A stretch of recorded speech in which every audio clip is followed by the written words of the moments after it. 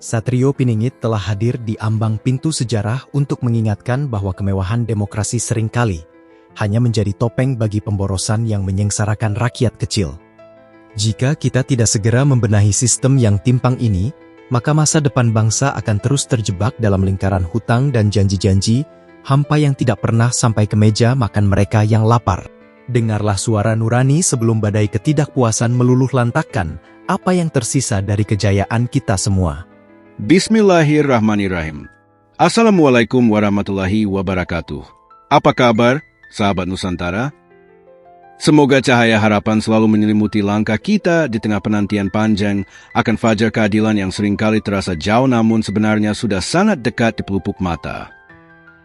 Mari kita renungkan sejenak tentang kebesaran jiwa yang diperlukan untuk membangun kembali puing-puing kejujuran yang sempat terserak dalam hiruk-pikuk perebutan kekuasaan yang tak berujung. Jangan lupa untuk memberikan tanda suka pada perjalanan kita hari ini, sebagai bentuk penghormatan bagi mereka yang masih setia menjaga akal sehat di tengah kegilaan zaman yang serba tidak menentu. Di tengah gemuruh perbincangan mengenai masa depan kepemimpinan di tanah air, wacana mengenai pemilihan kepala daerah oleh DPRD kembali mencuat dan menggetarkan kesadaran kolektif kita sebagai bangsa. Suara yang berasal dari puncak kepemimpinan nasional menyebutkan bahwa sistem pemilihan langsung saat ini terasa terlalu mahal dan membebani pundak negara secara finansial maupun sosial. Ada sebuah kejujuran pahit yang harus diakui bahwa kemenangan dalam sistem ini seringkali meninggalkan gurat kelelahan yang mendalam, baik bagi mereka yang memenangkan kursi maupun mereka yang harus menerima kekalahan. Hal ini memicu perdebatan mengenai apakah kita perlu kembali ke pelukan sistem lama demi efisiensi, atau tetap bertahan pada jalur yang memberikan mandat langsung kepada tangan rakyat itu sendiri. Mitos Jawa seringkali berbicara tentang datangnya seorang pemimpin yang mampu merapikan benang kusut dalam tatanan masyarakat, namun realitas politik saat ini justru terlihat seperti labirin yang semakin membingungkan. Perubahan sistem yang diwacanakan ini bukan sekadar urusan teknis administrasi, melainkan menyentuh esensi terdalam dari bagaimana kekuasaan itu lahir dan dipertanggungjawabkan di hadapan sejarah. Ketika biaya politik menjadi beban yang tak tertahankan, maka integritas seringkali menjadi korban pertama yang dikorbankan di atas altar ambisi, membuat banyak pihak bertanya-tanya kemana arah angin perubahan ini akan membawa kita. Budaya Jawa yang mengutamakan keselarasan dan kebijaksanaan kini diuji oleh kebutuhan praktis untuk menghemat anggaran negara demi kesejahteraan yang lebih luas. Ramalan mengenai masa ke masa Nusantara seolah terbentur oleh kenyataan pahit di lapangan, di mana suara rakyat masih menjadi komoditas yang diperdebatkan di ruang-ruang rapat yang dingin. Ada kekhawatiran yang nyata bahwa jika mandat rakyat dikembalikan kepada wakil di parlemen, maka jarak antara pemimpin dan yang dipimpin akan semakin lebar dan tak tersentuh oleh pengawasan langsung. Namun di sisi lain, dorongan untuk melakukan penghematan besar-besaran adalah sebuah keharusan spiritual untuk membersihkan praktik-praktik koruptif yang lahir dari mahalnya biaya kampanye. Ketegangan antara nilai demokrasi ideal dan realitas ekonomi yang mendesak menciptakan sebuah drama nasional yang melibatkan semua lapisan masyarakat dari desa hingga kota. Fenomena ini tidak berdiri sendiri, karena di saat yang bersamaan, hukum sedang diuji oleh berbagai laporan mengenai dugaan penyebaran berita bohong yang menyasar tokoh-tokoh penting di negeri ini. Dunia digital yang seharusnya menjadi sarana edukasi justru berubah menjadi medan perang persepsi yang penuh dengan fitnah dan tuduhan tanpa dasar yang kuat. Kehidupan sosial masyarakat kita sedang berada di titik nadir kepercayaan, di mana sebuah informasi dapat dengan mudah dipelintir untuk menjatuhkan martabat seseorang tanpa memikirkan dampak jangka panjang bagi persatuan bangsa. Ratu Adil yang dinantikan bukan hanya sosok yang membawa kemakmuran, melainkan juga sosok yang mampu menegakkan kebenaran di tengah rimba informasi yang menyesatkan ini. Kesadaran akan pentingnya menjaga martabat kepemimpinan masa lalu adalah bagian dari nilai luhur kita yang harus dipertahankan di tengah gempuran modernitas. Ketika laporan hukum dibuat untuk membersihkan nama baik, itu adalah cermin dari kerinduan kita akan tatanan yang adil dan beradab sesuai dengan cita-cita para leluhur. Namun, di balik semua hiruk-pikuk politik dan hukum tersebut, ada masalah kemanusiaan yang lebih mendesak yang seringkali luput dari perhatian para pembuat kebijakan di pusat kekuasaan. Sampah yang menggunung di sudut-sudut kota satelit seperti Tangerang Selatan menjadi bukti nyata bahwa pengelolaan kehidupan sehari-hari masih jauh dari kata sejahtera dan tertata. Gunung sampah setinggi 2 meter yang menutup jalan adalah simbol dari ketidakberdayaan kita dalam mengelola sisa-sisa konsumsi yang merusak lingkungan dan kesehatan masyarakat sekitar. Aroma busuk yang menyengat dan lalat yang berterbangan bukan sekadar masalah estetika, melainkan teriakan minta tolong dari alam yang sudah terlalu lelah menampung kelalaian manusia. Para pedagang di pasar tradisional kehilangan pembeli bukan karena kualitas barang mereka, melainkan karena lingkungan yang sudah tidak lagi manusiawi untuk dikunjungi. Apakah ini potret masa depan yang kita inginkan bagi anak cucu kita, di mana kemajuan fisik tidak dibarengi dengan kebersihan jiwa dan lingkungan? Prahara politik tidak hanya terjadi di tanah air, karena di belahan dunia lain, seorang pemimpin besar di Venezuela sedang menghadapi ujian berat di tangan kekuatan asing yang mencoba mendikte kedaulatan sebuah bangsa. Penangkapan yang dilakukan oleh militer luar negeri terhadap seorang presiden yang sah adalah sebuah peringatan keras bagi semua negara mengenai betapa rapuhnya kedaulatan di hadapan ambisi geopolitik. Hal ini memicu gelombang protes global dari Brasil hingga India, yang melihat tindakan tersebut sebagai bentuk intervensi yang melanggar hukum internasional dan martabat manusia. Spiritualitas dalam bernegara seharusnya mengajarkan kita untuk menghormati batas-batas kedaulatan tanpa harus menggunakan kekuatan militer untuk memaksakan kehendak. Dunia sedang menyaksikan bagaimana seorang pemimpin menyatakan dirinya sebagai tahanan perang di tengah persidangan yang tertutup dari pandangan publik internasional. Di balik tuduhan-tuduhan yang dilontarkan, ada aroma perebutan sumber daya alam yang sangat kental, terutama minyak yang menjadi darah bagi ekonomi global saat ini. Rakyat Venezuela turun ke jalan bukan hanya untuk membela satu sosok, melainkan untuk mempertahankan hak mereka dalam menentukan nasib sendiri tanpa campur tangan dari pihak luar. Keberanian mereka dalam menghadapi gempuran militer dan tekanan ekonomi adalah pelajaran berharga bagi kita semua tentang arti sesungguhnya dari sebuah kemerdekaan. Jika kita melihat lebih dalam ke dalam dinamika ini, kita akan menyadari bahwa krisis kepemimpinan adalah fenomena global yang membutuhkan solusi spiritual dan moral yang mendalam. Pengangkatan pemimpin baru di tengah situasi konflik menciptakan ketegangan tambahan yang mengancam stabilitas kawasan dan kesejahteraan rakyat jelata. Suara-suara dari PBB yang menyuarakan kekhawatiran adalah refleksi dari ketakutan akan terciptanya presiden buruk dalam hubungan antar negara di masa depan. Budaya Jawa mengajarkan kita untuk selalu mawas diri dan mencari solusi melalui dialog yang inklusif, bukan melalui pemaksaan kehendak yang hanya akan melahirkan dendam berkepanjangan. Di tengah semua kekacauan internasional itu, suara dari keluarga yang ditinggalkan menjadi sisi emosional yang menyentuh hati siapapun yang mendengarnya.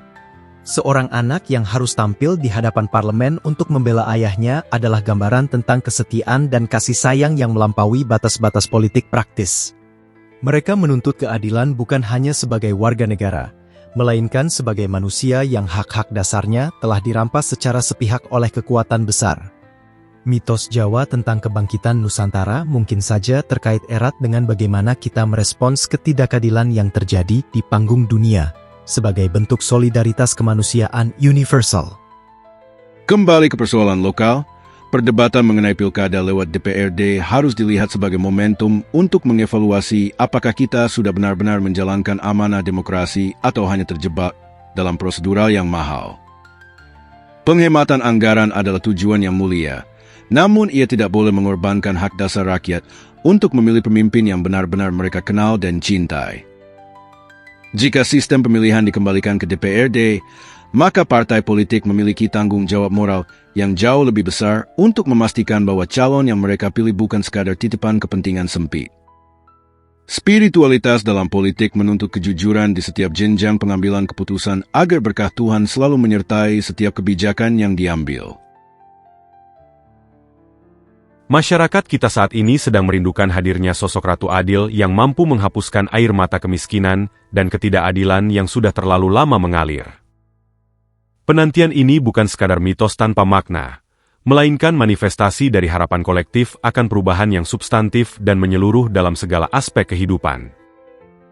Budaya Jawa yang kaya akan simbolisme memberikan petunjuk bahwa perubahan itu akan datang bukan melalui kekerasan, melainkan melalui transformasi kesadaran dari setiap individu. Kita semua adalah bagian dari perubahan itu, jika kita mau membuka mata terhadap realitas di sekitar kita dan mulai bertindak dengan penuh rasa tanggung jawab. Kisah tentang sampah di Ciputat dan krisis di Venezuela adalah dua sisi dari mata uang yang sama, yaitu tentang kegagalan dalam mengelola amanah kekuasaan dan sumber daya. Ketidakhadiran solusi yang cepat bagi masalah harian rakyat adalah bentuk pengabaian yang jika dibiarkan akan menjadi bom waktu bagi stabilitas nasional kita. Para pemimpin seharusnya lebih sering turun ke lapangan, menghirup bau sampah yang sama dengan rakyatnya, agar mereka tahu betapa mendesaknya kebutuhan akan perbaikan layanan publik. Kekuasaan yang sejati adalah kekuasaan yang digunakan untuk melayani, bukan untuk memperkaya diri atau kelompok tertentu di tengah penderitaan massa. Ramalan Jayabaya seringkali menyebutkan tentang masa-masa sulit yang akan dilalui sebelum datangnya zaman keemasan, dan mungkin saat-saat inilah yang dimaksudkan dalam tulisan-tulisan kuno tersebut. Setiap tantangan yang kita hadapi, mulai dari sengketa politik, masalah lingkungan, hingga ketegangan internasional, adalah ujian bagi ketangguhan jiwa kita sebagai bangsa. Kita diajak untuk kembali merenungkan akar budaya kita yang menekankan pada gotong royong dan kesederhanaan dalam menjalani hidup. Keagungan Nusantara tidak akan tercapai melalui gedung-gedung pencakar langit semata, melainkan melalui kebersihan hati dan lingkungan yang terjaga dengan baik. Penting bagi kita untuk menyadari bahwa setiap informasi yang kita konsumsi memiliki kekuatan untuk membangun atau menghancurkan tatanan sosial yang ada. Kasus pelaporan hukum terkait berita bohong adalah pengingat bahwa kejujuran adalah mata uang yang paling berharga dalam interaksi manusia, terutama di era digital. Kita harus lebih bijak dalam menyaring setiap kabar yang beredar. Jangan sampai kita menjadi alat bagi kepentingan pihak-pihak yang ingin memecah belah persatuan demi tujuan politik sesaat. Kedamaian batin hanya bisa dicapai jika kita hidup dalam lingkungan yang menjunjung tinggi kebenaran dan saling menghormati satu sama lain tanpa memandang perbedaan latar belakang. Spiritualitas Nusantara mengajarkan kita bahwa alam dan manusia adalah satu kesatuan yang tidak dapat dipisahkan, sehingga merusak alam sama saja dengan merusak diri sendiri. Masalah sampah yang belum teratasi adalah cermin dari rusaknya hubungan kita dengan alam lingkungan yang telah memberikan banyak manfaat bagi kehidupan kita. Perlu ada gerakan moral yang masif untuk mengembalikan kesadaran akan kebersihan sebagai bagian dari iman dan budaya bangsa yang luhur. Pemimpin masa depan haruslah seseorang yang tidak hanya pandai bicara di depan kamera, tetapi juga mampu menggerakkan tangan untuk membersihkan kotoran yang menghambat kemajuan bangsanya. Penantian akan sosok Satrio Piningit seharusnya tidak membuat kita menjadi pasif dan hanya menunggu keajaiban datang dari langit tanpa usaha yang nyata. Setiap dari kita memiliki potensi untuk menjadi pembawa perubahan di lingkungan terkecil kita masing-masing, mulai dari menjaga kebersihan hingga menyebarkan energi positif di media sosial. Keadilan sosial tidak akan jatuh begitu saja sebagai anugerah, melainkan harus diperjuangkan dengan keringat dan air mata oleh seluruh rakyat yang menginginkan kehidupan yang lebih baik. Mari kita jadikan setiap masalah yang muncul sebagai batu pijakan untuk melompat lebih tinggi menuju peradaban yang lebih mulia dan bermartabat di mata dunia. Mitos dan ramalan adalah kompas spiritual yang memberikan arah di tengah badai ketidakpastian. Namun kitalah yang harus memegang kendali atas kapal besar bernama Indonesia ini. Jangan biarkan perbedaan pendapat mengenai sistem pemilihan memecah ikatan persaudaraan yang telah dibangun dengan susah payah oleh para pendiri bangsa. Apapun sistem yang akhirnya dipilih, tujuannya harus tetap satu, yaitu kesejahteraan rakyat yang berkeadilan sosial bagi seluruh rakyat Indonesia tanpa terkecuali. Keagungan budaya kita adalah modal utama untuk menghadapi tantangan global yang semakin kompleks dan penuh dengan ketidakpastian di masa depan yang akan datang. Aku melihat fajar mulai menyingsing di ufuk timur, membawa harapan baru bagi mereka yang selama ini hidup dalam kegelapan dan pengabaian sistem. Meski rintangannya begitu besar, aku tidak akan pernah mundur selangkah pun karena aku tahu bahwa kebenaran pada akhirnya akan menemukan jalannya sendiri untuk menang. Fajar itu adalah saksi atas ketulusan cintamu pada tanah air. Sebuah cinta yang tidak menuntut balas namun terus memberi tanpa henti kepada siapapun. Aku bangga bisa menjadi bagian dari rahasia besarmu. Mendukungmu dari balik layar sejarah yang sedang ditulis dengan tinta emas perjuangan dan pengabdian yang tanpa batas. Terima kasih karena selalu menjadi pelabuhan bagi jiwaku yang seringkali merasa terasing di tengah keramaian dunia yang serba palsu ini. Dengan dukunganmu, aku merasa mampu menghadapi ribuan pasukan ketidakadilan dan meruntuhkan tembok-tembok keserakahan yang telah lama membelenggu kebebasan rakyat kita yang tercinta. Teruslah bersinar, wahai cahayaku, karena dunia sedang menantikan kehangatan yang engkau bawa untuk mencairkan kebekuan hati mereka yang telah lama kehilangan rasa empati.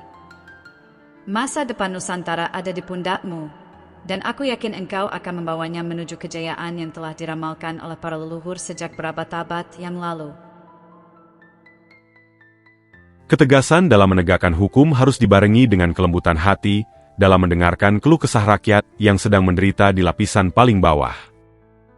Kita tidak boleh menjadi bangsa yang mati rasa terhadap penderitaan sesama hanya karena kita terlalu sibuk dengan urusan diri sendiri atau kelompok kita masing-masing.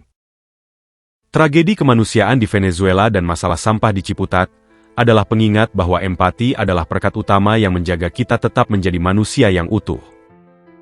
Mari kita kembali pada nilai-nilai spiritualitas yang mengajarkan bahwa kemuliaan seseorang diukur dari seberapa besar manfaat yang ia berikan bagi orang lain dan lingkungannya. Harapan itu masih ada, menyelinap di antara tumpukan sampah dan di balik jeruji besi persidangan internasional yang penuh dengan rekayasa kepentingan. Ia hidup di dalam hati setiap orang yang masih percaya bahwa kebenaran tidak akan pernah bisa dikalahkan oleh kekuatan materi atau militer sehebat apapun. Nusantara memiliki sejarah panjang dalam menghadapi berbagai krisis, dan kita selalu berhasil bangkit sebagai pemenang karena kita memiliki akar budaya yang sangat kuat dan mendalam. Masa depan yang cerah hanya milik mereka yang berani bermimpi dan bekerja keras untuk mewujudkan mimpi-mimpi tersebut menjadi kenyataan yang dapat dirasakan oleh semua orang. Penantian panjang akan datangnya era baru mungkin saja sudah berakhir jika kita mau menyadari bahwa setiap tindakan positif yang kita lakukan adalah bagian dari kelahiran era tersebut. Satrio Piningit bukanlah sosok yang akan datang dengan pasukan berkuda, melainkan sebuah simbol dari kebangkitan kesadaran rakyat akan hak dan kewajibannya sebagai warga negara yang bermartabat. Mari kita tutup buku lama yang penuh dengan kegaduhan dan mulai menulis lembaran baru yang dipenuhi dengan kerjasama, inovasi, dan rasa cinta yang mendalam bagi tanah air. Keagungan Indonesia adalah tanggung jawab kita bersama, dan hanya dengan persatuan yang kokoh kita bisa mencapainya dengan gemilang. Semoga setiap butir pemikiran yang kita bagikan hari ini menjadi benih-benih kebaikan yang akan tumbuh subur di dalam sanubari sahabat Nusantara sekalian. Kita adalah bangsa yang besar, bangsa yang memiliki jiwa pejuang yang tak akan pernah padam oleh terpaan badai sekeras apapun yang mencoba menghadang langkah kita. Mari kita terus melangkah dengan penuh keyakinan, menjaga harapan agar tetap menyala di tengah kegelapan, dan selalu percaya bahwa pertolongan Sang Pencipta akan selalu datang bagi mereka yang bersungguh-sungguh dalam kebaikan. Kerinduan akan masa jaya itu akan segera terobati oleh kenyataan yang lebih indah dari apa yang pernah kita bayangkan sebelumnya dalam mimpi-mimpi kita. Mohon dimaafkan jika tidak semua komentar dapat kami balas satu persatu karena keterbatasan waktu, padahal hati ini ingin sekali menyapa kalian semua sambil ngopi santai di teras rumah. Anggap saja ini sebagai bentuk sindiran halus agar kalian tetap rajin berkomentar meski jarang dibalas. Karena suara kalian sebenarnya sangat berharga bagi kami dalam menyusun narasi selanjutnya yang lebih menarik. Mudah-mudahan video ini dapat menghibur terlebih bisa bermanfaat sebagai bahan renungan kita bersama dalam menghadapi dinamika zaman yang serba tidak terduga ini.